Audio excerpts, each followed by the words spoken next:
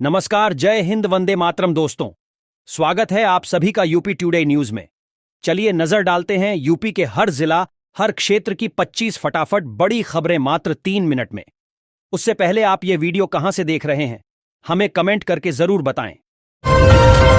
प्रदेश के सभी 75 जिलों में रविवार को आरओ परीक्षा का आयोजन किया गया। यह परीक्षा सिर्फ एक ही पाली में संपन्न कराई गई है। इससे पहले परीक्षार्थी तय समय पर परीक्षा केंद्र पहुंचे। जांच के बाद उन्हें सेंटर में प्रवेश दिया गया। बाराबंकी में खेलते समय सगी बहनें नाले में गिर गईं। डूबने से दोनों की मौत हो गई। बेटियों की लाशें देख घर वाले चीख उठे। सूचना पर पहुंची पुलिस ने घटना की जानकारी ली। आगे की कार्रवाई की जा रही है। रामपुर जिले के रमपुरा में 3 वर्षीय अव्यंश पर कुत्ते ने अचानक हमला कर मुंह नोच लिया। चीख सुनकर परिजनों ने उसे छुड़ाया और अस्पताल पहुंचाया। हालत गंभीर होने पर मुरादाबाद रेफर किया गया, जहां डॉक्टरों ने 35 टांके लगाए। लखनऊ में ट्रांसफार्मर से चिपककर बच्चे की मौत हो गई। साथियों के साथ क्रिकेट खेलते समय गेंद चली गई थी। बॉल उठाते समय उसे करंट लग गया। यूपी जन्म प्रमाण पत्र बनवाने नगर निगम पहुंची महिला से एक अधिकारी ने अश्लीलता की और फिर लगातार व्हाट्सएप पर गंदे मैसेज भेज रहा है। महिला ने चैटिंग दिखाते हुए नगर आयुक्त से शिकायत कर कार्रवाई की मांग की है। यूपी में 1.5 से 5 लाख रुपए तक निजी मेडिकल कॉलेजों की फीस बढ़ गई है। अब निजी कॉलेज में एमबीबीएस की फीस 12 से 19 लाख के बीच हो गई है। लखनऊ में मोबाइल में गेम खेलने पर मां ने डांटा तो 8वीं के छात्र ने सुसाइड कर लिया। लाश देखकर घर वाले बिलख उठे। सूचना पर पहुंची पुलिस ने घटना की जानकारी ली। चित्रकूट के तीनों प्रवेश मार्गों पर भव्य द्वार बनेंगे। 5 करोड़ डॉलर से कई विकास कार्य कराए जाएंगे। साथ ही यात्रियों के ठहरने व खान पान का भी इंतजाम होगा। यूपी में पंचगव्य से स्किन केयर बनाई जाएगी। वहीं बायोगैस से गाड़ियां फर्राटा भरेंगी। गौशाला में कई तरह के नवाचार किए जाएंगे। हर गौशाला से 25 लाख वार्षिक आय की क्षमता विकसित करने का लक्ष्य रखा गया है। बरसात में संक्रामक बीमारियों का खतरा 50% अधिक हो जाता है। ऐसे में गर्भवतियों को ज्यादा सावधान रहने की जरूरत है। डायरिया के मरीजों की संख्या 2 गुना हो गई है। प्रदेश में हो रही धर्मांतरण की घटनाओं के बीच हाईकोर्ट ने एक अहम फैसला सुनाते हुए कहा है कि बिना धर्म बदले दूसरे धर्म में की गई शादी अवैध मानी जाएगी। पूरा प्रदेश भीषण कटौती से परेशान है। ऊर्जा मंत्री की चेतावनी के बाद बिजली व्यवस्था पटरी पर नहीं आ पा रही है।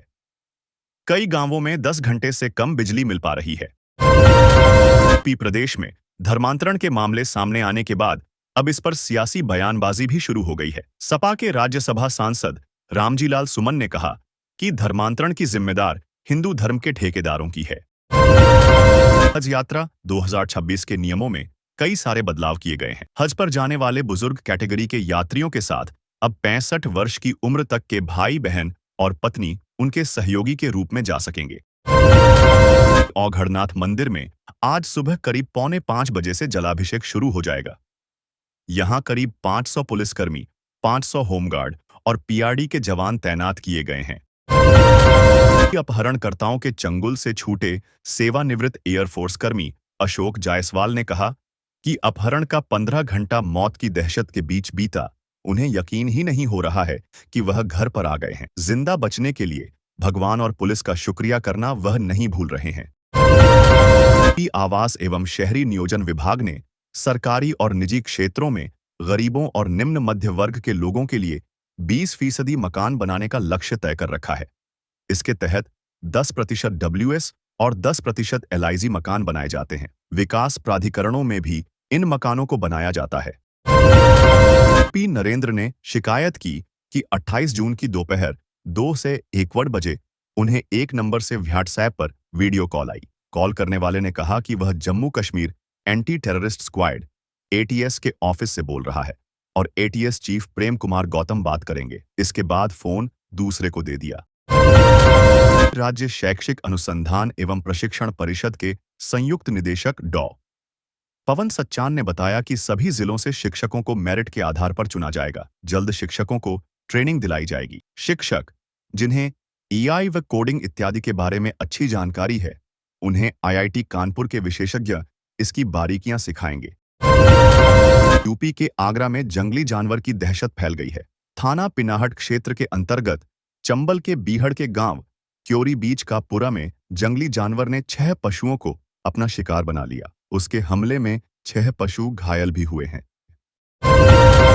यूपी मुरादाबाद में दारू पार्टी के दौरान 3 दोस्तों में पैसों को लेकर विवाद हो गया। इससे नाराज एक युवक 2 दोस्तों की चाकू गोदकर हत्या कर दी। सूचना मिलने पर पुलिस मौके पर पहुंची और शव को कब्जे में लेकर पोस्टमार्टम के लिए भिजवा दिया। यूपी प्रेमियों के साथ मिलकर पति की हत्या और अवैध संबंधों में बढ़ोतरी का कारण युवतियों की देरी से शादी समेत आपत्तिजनक बातें कहने वाले कथावाचक अनिरुद्धाचार्य अपने बयान पर फंस गए हैं। उनके खिलाफ मथुरा में महिला अधिवक्ताओं ने मोर्चा खोल दिया है। दिल्ली, हैदराबाद और बेंगलुरु के बाद अब कल मुंबई में यूपी इंटरनेशनल ट्रेड शो का आयोजन होगा। मायानगरी अब उत्तर प्रदेश की औद्योगिक और कारोबारी ताकत की साक्षी बनने जा रही है। भारतीय मौसम विज्ञान विभाग IMD ने कहा है कि आज फिर पश्चिम यूपी में भारी मानसूनी बारिश होने की संभावना है। मौसम विभाग ने यह भी कहा है कि पूरे हफ्ते यूपी के कई जिलों में हल्की से मध्यम बारिश जारी रहेगी। बारिश के बाद लोगों को गर्मी से काफी राहत मिली है। यूपी नेशनल हाईवे पर 60 किलोमीटर या इससे अधिक दूरी पर टोल बूथ पर टोल टैक्स दिया जाता है, जबकि एक्सप्रेसवे पर कम दूरी पर टोल बूथ बनाए गए हैं। इंटरचेंज से एक्सप्रेसवे पर चढ़ने पर वाहनों को पर्ची दी जाएगी। नीचे उतरने पर टोल टैक्स जमा होगा। फास्टैग नहीं होने पर भी उतना ही टोल टैक्स जमा होगा। अगस्त में 9 दिन बैंकों की बंदी रहेगी। इस बंदी में रविवार के अवकाश भी शामिल है। ग्राहकों को जरूरी काम निपटा लेने का अनुरोध किया है। रामपुर के मिलक में रात के समय पहुंच पुलिसकर्मियों ने हमला कर दिया। इसमें 3 कर्मी जख्मी हो गए। आरोपी है कि ग्रामीणों ने सरकारी गाड़ी को भी तोड़ दिया। मामले में एक आरोपी को गिरफ्तार कर लिया है। साइबर अपराधी नेपाल के सीमावर्ती जिलों में सक्रिय हैं और स्लीपर सेल को मदद कर रहे हैं। रायबरेली और बलरामपुर में पकड़े गए साइबर अपराधियों की जांच में मॉड्यूल सामने आया।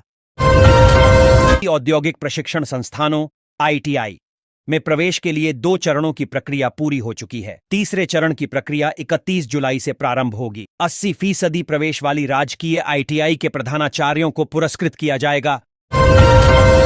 सरकार ने महिलाओं के नाम पर 1 करोड़ की संपत्ति खरीदने पर स्टाम्प में दी जाने वाली छूट पर शासनादेश जारी कर दिया है। बताया जा रहा है कि इस फैसले से पश्चिमी यूपी की महिलाओं को बड़ा लाभ होगा। बरेली के फरीदपुर क्षेत्र से शर्मनाक मामला सामने आया है। एक महिला से 3 युवकों ने दुष्कर्म किया।